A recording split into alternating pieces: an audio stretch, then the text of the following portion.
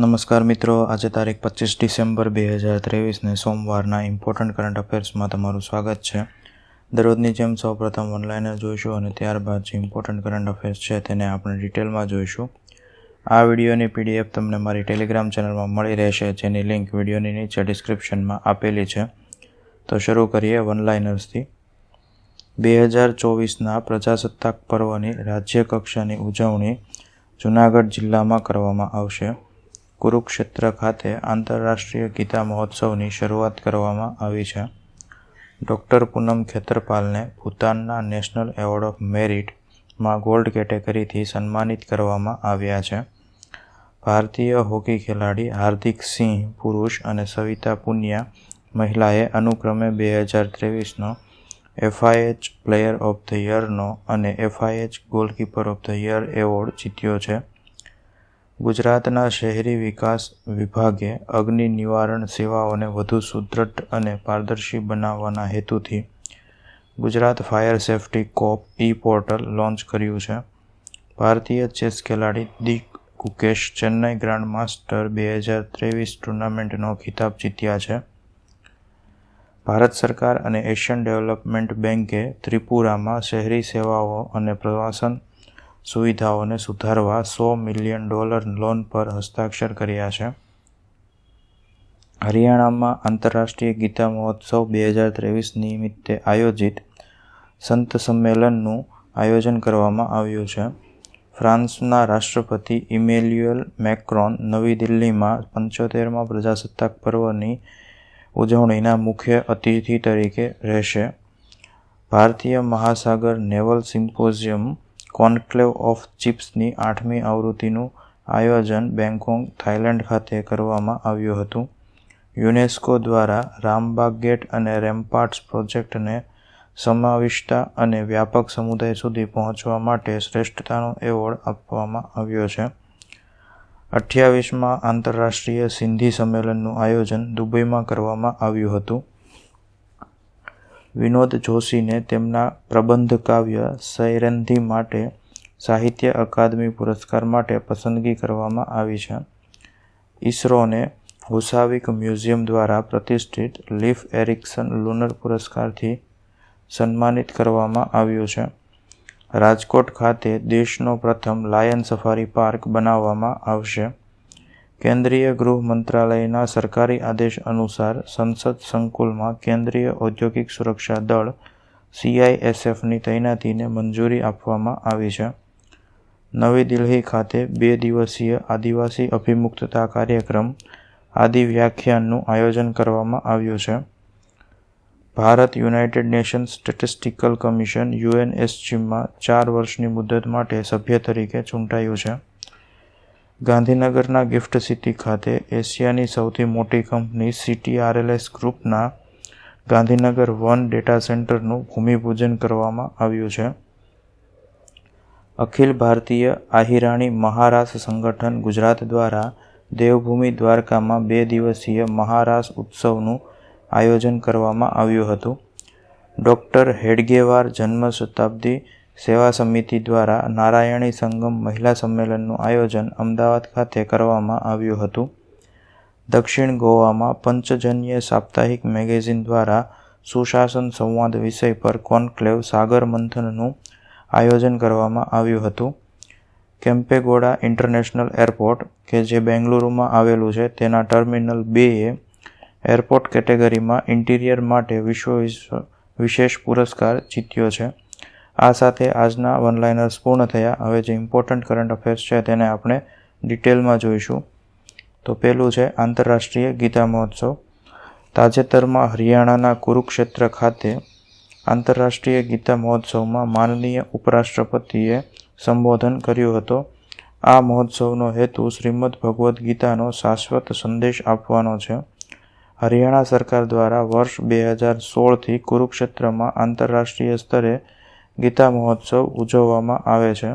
વર્ષ 2019માં પ્રથમ વખત આ તહેવાર દેશની બહાર મોરેશિયસ અને લંડન ખાતે પણ ઉજવવામાં આવ્યો હતો. સપ્ટેમ્બર 2022માં તેનું આયોજન કેનેડામાં પણ કરવામાં આવ્યું હતું. આ વર્ષે એપ્રિલ મહિનામાં ઓસ્ટ્રેલિયામાં આંતરરાષ્ટ્રીય ગીતા મહોત્સવનું આયોજન કરવામાં આવ્યું હતું. 2024માં અમેરિકામાં પણ આ ફેસ્ટિવલનું આયોજન કરવા આમંત્રણ મળ્યું છે. આ પ્રસંગે ઉપરાષ્ટ્રપતિ મુખ્યમંત્રી મનોહર લાલે કહ્યું કે 23 ડિસેમ્બરે કુરુક્ષેત્ર યુનિવર્સિટીમાં 48 કોષ કુરુક્ષેત્રના તીર્થ સ્થાનો પર એક કોન્ફરન્સનું આયોજન કરવામાં આવશે, જેમાં કુરુક્ષેત્ર ભૂમિની 164 તીર્થયાત્રા સમિતિઓના પ્રતિનિધિઓ ભાગ લેશે. યાત્રાધામના પ્રતિનિધિઓ તેમના યાત્રાધામમાંથી માટી અને પાણી પણ લાવશે, જેમાંથી બાદમાં ભગવાન શ્રી કૃષ્ણની મૂર્તિ બનાવવામાં આવશે. ત્યારબાદ કેન્દ્રીય ઔદ્યોગિક સુરક્ષા દળ CISF કેન્દ્રીય ગૃહ મંત્રાલયના સરકારી આદેશ અનુસાર સંસદ સંકુલમાં કેન્દ્રીય ઔદ્યોગિક સુરક્ષા દળની તૈનાતીને મંજૂરી આપવામાં આવી છે. કેન્દ્રીય ઔદ્યોગિક સુરક્ષા દળ એ જસ્ટિસ મુખર્જી કમિશનની ભલામણ બાદ સ્થાપવામાં આવી હતી, જેની સ્થાપના 10 માર્ચ 1969ના રોજ સંસદના અધિનિયમ દ્વારા કરવામાં આવી હતી, જે ગૃહ મંત્રાલય હેઠળના શાંત સેન્ટ્રલ આર્મ્ડ પોલીસ ફોર્સિસ CAPFમાંનું એક છે. અન્ય 6 દળોમાં border security force, Indo Tibetan border police, Sashastra Seema Bal, Assam rifles, national security guard અને સેન્ટ્રલ રિઝર્વ પોલીસનો સમાવેશ થાય છે. CISFનું નેતૃત્વ ડાયરેક્ટર જનરલના રેન્ક સાથે ભારતીય પોલીસ સેવાના અધિકારી કરે છે. CISF ખાનગી ક્ષેત્રને કન્સલ્ટન્સી સેવાઓ પણ પૂરી પાડે છે અને હાલમાં દેશભરમાં 350થી વધુ સ્થળોએ તેની તૈનાતી છે. ત્યારબાદ ગુજરાત ફાયર સેફ્ટી કોપ પોર્ટલ. તાજેતરમાં મુખ્યમંત્રી ભૂપેન્દ્ર પટેલ દ્વારા શહેરી વિકાસ વિભાગના અગ્નિ નિવારણ સેવાઓને વધુ સુદૃઢ અને પારદર્શી બનાવવાના હેતુસર ગુજરાત ફાયર સેફ્ટી કોપ પોર્ટલ લોન્ચ કરનારું ગુજરાત પ્રથમ રાજ્ય બન્યું છે. મુખ્યમંત્રીએ પ્રી વાઇબ્રન્ટ સમિટ અંતર્ગત શહેરી વિકાસ વિભાગ આયોજિત લિવેબલ સિટીઝ ઓફ ટુમોરો કોન્ફરન્સમાં આ પોર્ટલ લોન્ચ કર્યું હતું. આગ સામે પ્રમાણમાં વધારે જોખમી હોય તેવી ઇમારતો, બહુમાળી મકાનો, હોસ્પિટલ્સ, હોટલ કે shopping malls, school college buildings વગેરેની ફાયર સેફ્ટી સુવિધાઓ વિશે લોકોને સુપેરે અથવા સંપૂર્ણ જાણકારી મળી રહે તેવો ઇઝ ઓફ લિવિંગના અભિગમ સાથે આ પોર્ટલને કાર્યરત કરવામાં આવ્યું છે. આગ સામે પ્રમાણમાં વધારે જોખમી એવી ઇમારતોની ફાયર સેફ્ટી સર્ટિફિકેટ અને તેની રિન્યુએબલ પ્રક્રિયા પારદર્શી બનાવવા સમગ્ર રાજ્ય માટે એક સર્વગ્રાહી અને યુઝર ફ્રેન્ડલી સોફ્ટવેર બનાવી મોબાઈલ એપની સુવિધા પણ આપવામાં આવી છે.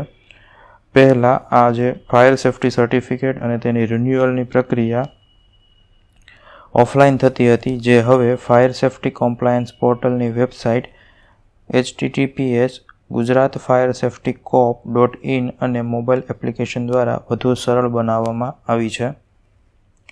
ત્યારબાદ લીક એરિક્સન લુનર પુરસ્કાર. તાજેતરમાં ઇસરોને હુસાવિક મ્યુઝિયમ દ્વારા પ્રતિષ્ઠિત લીક એરિક્સન લુનર પુરસ્કારથી સન્માનિત કરવામાં આવ્યું છે. આ પુરસ્કાર ઇસરોને લુનર એક્સપ્લોરેશનને આગળ ધપાવવા સફળ ચંદ્રયાન 3 મિશનના માધ્યમથી ખગોળીય રહસ્યોને ઉજાગર કરવામાં મહત્વપૂર્ણ યોગદાન માટે આપવામાં આવ્યો છે. 23 ઓગસ્ટે મિશન ચંદ્રયાન 3નું લેન્ડર મોડ્યુલ ચંદ્રના દક્ષિણ ધ્રુવ પર સફળતાપૂર્વક ઉતરાણ કર્યું હતું, જે ભારતને અમેરિકા, ચીન અને રશિયા બાદ ચોથો ચંદ્ર પર સફળતાપૂર્વક લેન્ડ કરનાર દેશ બન્યો છે. 4 વર્ષ પહેલાં ચંદ્રયાન 2ના ક્રેશ લેન્ડિંગની નિરાશા બાદ મિશને માત્ર ટેકનિકલ કૌશલ્ય દર્શાવ્યું હતું, પરંતુ સફળતાનો સંકેત પણ આપ્યો હતો. ત્યારબાદ National Order of Merit award. ભૂતાનમાં જાહેર આરોગ્ય સંભાળ સેવાઓમાં ડૉક્ટર પૂનમ ખેતરપાલ સિંઘને તેમના ઉત્કૃષ્ટ યોગદાન બદલ વિશ્વ આરોગ્ય સંસ્થા WHOના દક્ષિણ પૂર્વ એશિયાના પ્રાદેશિક નિયામક તરીકેની સેવાઓ બદલ ભૂતાનના National Order of Merit NOM gold કેટેગરીથી સન્માનિત કરવામાં આવ્યા છે. આ મેડલ તેમને ભૂતાનના પાટનગર થિમ્પુ ખાતે ભૂતાનના 116માં રાષ્ટ્રીય દિવસની ઉજવણી દરમિયાન ભૂતાનના ડુક ગ્યાલ્પો એટલે કે ડ્રેગન રાજા જિગ્મે ખેસર નામગ્યેલ વાંગચુક દ્વારા આપવામાં આવ્યો હતો. ડૉક્ટર પૂનમ ખેતરપાલ સિંઘ એક ભારતીય નિવૃત્ત વહીવટી સેવા અધિકારી છે, જેમણે ભૂતાનમાં પરિવર્તનકારી આરોગ્ય સંભાળ નેતૃત્વને સમર્થન આપવા માટે WHOના પ્રાદેશિક નિયામક તરીકેની મહત્વની ભૂમિકા ભજવી હતી. તેમના પ્રયાસોના લીધે ભૂતાનને જાહેર આરોગ્ય ક્ષેત્રમાં નોંધપાત્ર સીમાચિહ્નો હાંસલ કરવા નિમિત્ત બન્યા અને તેમણે નિર્ધારિત સમય પહેલાં ખાસ કરીને 2017માં ઓરી અને 2023માં રૂબેલા નાબૂદ કરનાર પ્રથમ દેશ બન્યો હતો.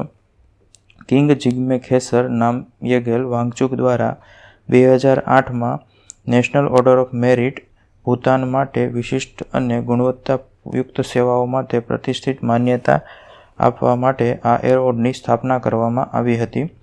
આ એવોર્ડ 3 વર્ગમાં આપવામાં આવે છે, જેમાં ગોલ્ડ, સિલ્વર અને કાંસ્ય એમ 3 કેટેગરી છે. ત્યારબાદ સાથી પોર્ટલ. તાજેતરમાં ઉચ્ચ શિક્ષણ વિભાગે અને IIT કાનપુરના સહયોગથી GNEET અને અન્ય સ્પર્ધાત્મક શિક્ષણમાં ભાગ લેવા ઈચ્છતા વિદ્યાર્થીઓને ગુણવત્તાયુક્ત શિક્ષણ આપવા માટે સાથી પોર્ટલ શરૂ કર્યું છે.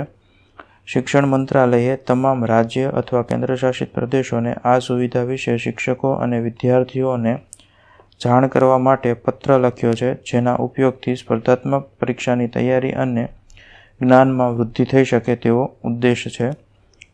અને અન્ય એન્જિનિયરિંગ પરીક્ષાઓની તૈયારી કરી રહેલા વિદ્યાર્થીઓને સમર્થન આપવા માટે IIT ટોપર્સ, શિક્ષણવિદો અને વિષય નિષ્ણાતો દ્વારા ક્યુરેટ કરાયેલો JEEનો 45 દિવસનો ક્રેશ કોર્સ 21 નવેમ્બર 2023ના રોજ શરૂ કરવામાં આવ્યો હતો. આ ક્રેશ કોર્સ અંગ્રેજી સહિત 5 ભાષાઓમાં ઉપલબ્ધ છે.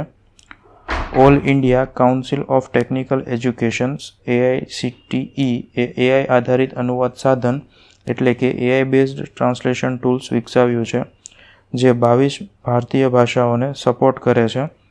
સાથી પોર્ટલનું પૂરું નામ self assessment test and help for entrance examinations એટલે કે સ્વમૂલ્યાંકન, કસોટી અને પ્રવેશ પરીક્ષા માટે મદદ એવું છે.